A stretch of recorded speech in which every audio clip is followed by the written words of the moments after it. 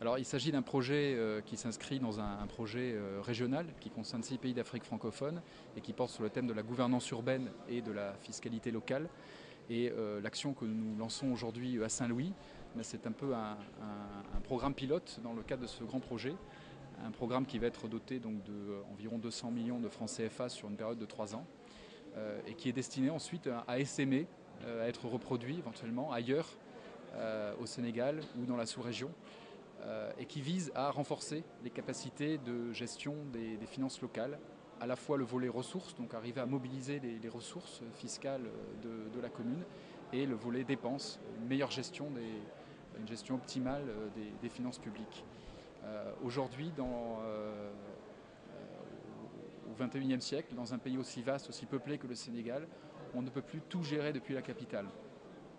Ici comme ailleurs, il faut que les collectivités territoriales prennent toute leur place parce que ce sont les élus locaux qui sont le mieux à même de répondre aux besoins de proximité des populations qui vont toujours croissant.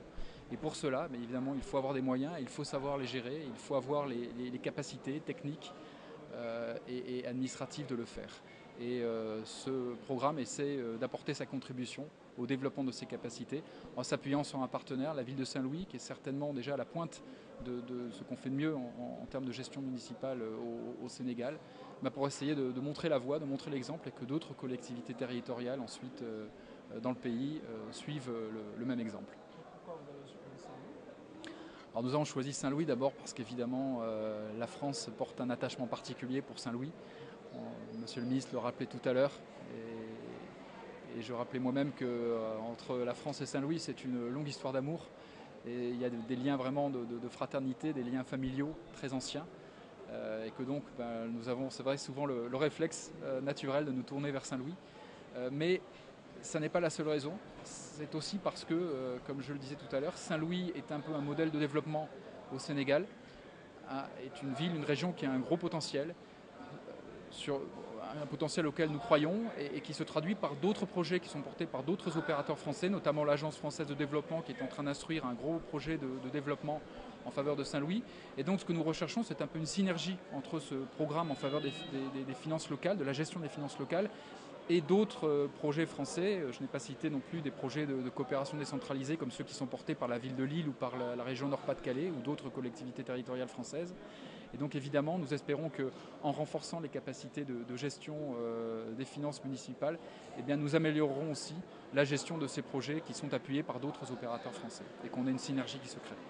Le président de la République vient de lancer le 3e acte de la décentralisation qui signifie plus de capacités, plus de possibilités, d'opportunités pour l'élu local et les collectivités locales. Mais vous savez, la force de ces entités résulte du fait de leur capacité à mobiliser les ressources, à avoir une bonne maîtrise de leur assiette fiscale et à être véritablement en termes d'administration et de management au niveau des standards internationaux. Et c'est la raison pour laquelle aujourd'hui il nous plaît de recevoir l'ambassade de France représentée par son premier conseiller qui nous vient avec un projet d'une importance capitale. C'est plus de 203 millions qui vont être injectés dans la finance locale comme appui, comme moyen de mobilisation, comme stratégie pour donner à la collectivité locale qu'est la commune de Saint-Louis les moyens de véritablement accroître sa mainmise sur sa fiscalité locale. Et il est important que cela-ci vienne corroborer un ensemble de dispositifs qui ont été mis en place depuis que je suis arrivé à la tête de la commune. Nous avons une division des recettes et nous avons travaillé en parfaite intelligence avec l'Agence française de développement. Et aujourd'hui, dans les jours à venir, nous allons lancer le programme de développement touristique qui va complètement changer la nature de la ville de Saint-Louis. Il était important pour la synergie de l'ensemble de ces activités, pour donner encore plus de corps, plus de substance au travail que nous faisons à Saint-Louis, que nous puissions densifier et l'administration et les moyens que nous avons pour véritablement nous donner les moyens de notre politique. Il s'agira de pouvoir non seulement capter les plus de 16 milliards qui vont arriver sur Saint-Louis, mais ensuite pouvoir pérenniser les acquis qui résulteront de cela. Et pour ce faire, il nous faut avoir une parfaite maîtrise de nos finances et une parfaite maîtrise de notre administration, ce sur quoi nous nous battons au quotidien. Et je voudrais sincèrement remercier l'ambassade de France et le premier conseiller ici présent, lui dire et lui témoigner toute la satisfaction de la ville de Saint-Louis d'abord à l'endroit et à l'endroit de son Excellence l'ambassadeur Nicolas Normand, pour leur dire que Saint-Louis se réjouit encore de voir l'ambassade de France être à nos côtés. Et comme par le passé, nous allons continuer à perpétuer cela. Et parce que Saint-Louis aussi, quelque part, j'ai plutôt le sentiment que de la réussite de ce programme à Saint-Louis dépendra nécessairement sa généralisation sur l'étendue du territoire national. Et vous le savez très bien, de grandes villes du Sénégal ont vraiment besoin d'être assistées du point de vue de la maîtrise de leurs finances locales et des ressources qui vont avec pour leur permettre véritablement de jouer les rôles qui leur reviennent de droit. Non, absolument pas. Aujourd'hui, il faudrait savoir que nous souffrons, Saint-Louis, comme toutes les villes du Sénégal, avec le programme de développement touristique ou sans le programme de développement touristique, il y a des ressources que l'État a nécessairement organisées et mises à la disposition des villes. Il y a des recettes qui sont des recettes de communes et pour lesquelles nous peinons énormément à les prendre en charge. Je crois que c'est cela. Il s'agit de la citoyenneté fiscale que nous sommes en train de faire la promotion. Parce qu'être membre d'une ville, c'est d'abord contribuer au développement de sa cité.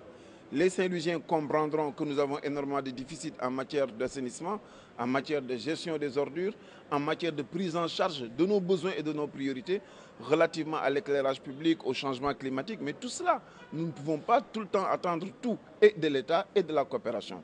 Il était important qu'avant que personne ne vienne, que la ville de Saint-Louis tire ses ressources propres qui sont mises à sa disposition pour se prendre en charge.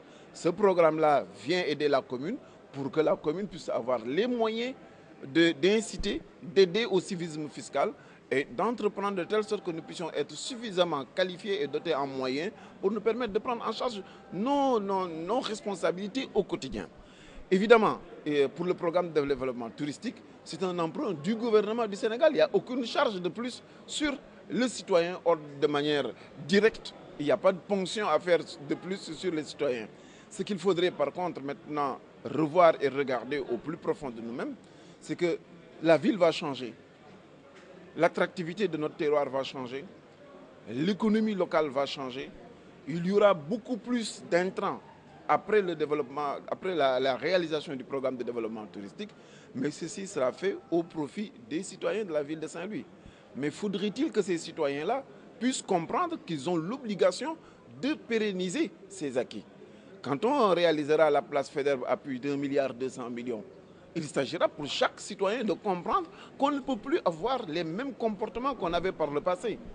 Quand on réalisera plus de 160 maisons dans l'île de Saint-Louis, faudrait-il que ces propriétaires-là comprennent qu'il leur revient maintenant de droit la responsabilité d'entretenir les bâtiments, de faire en sorte que cet acquis et ces potentialités réelles de la ville de Saint-Louis puissent se pérenniser.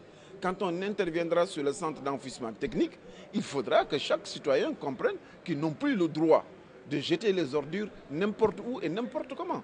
Quand on interviendra sur la base de pêche, il faudra que nos parents pêcheurs puissent comprendre qu'on ne peut pas prendre toute la ville de Saint-Louis pour en faire des quais de pêche.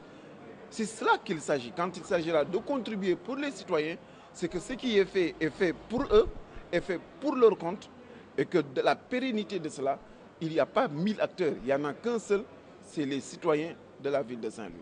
Et tous ensemble, nous devons travailler pour mériter de la confiance de l'État du Sénégal qui nous a aidés, mais ensuite, nous aimons tellement notre ville que nous n'avons pas d'autre choix que de nous-mêmes protéger notre ville et de pérenniser nos acquis.